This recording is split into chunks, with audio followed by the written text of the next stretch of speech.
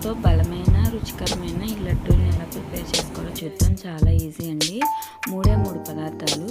వేయించిన వేరుశనగ గుళ్ళు నేను చిన్న కప్పుడు తీసుకున్నాను అనమాట. తొక్కు తీసి మిక్సర్ జార్లో ట్రాన్స్ఫర్ చేసుకోవాలి.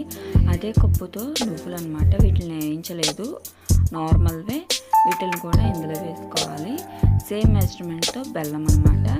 రుచికి సరిపడా మీరు కొంచెం ఎక్కువ తింటాను అనుకుంటే ఇంకొంచెం ఎక్కువ వేసుకొని ఇలా గ్రైండ్ చేసుకోవచ్చు. ఇలా గ్రైండ్ చేసుకుంటే నువ్వులన్నీ మెత్తగా అవ్వండి, ఇలా అవుతుంది అనమాట. వీటిల్లో ఉండలు చేసుకోవటమే. టీనేజ్ పిల్లలకి చాలా మంచిదండి, నడుముకి చాలా బలము.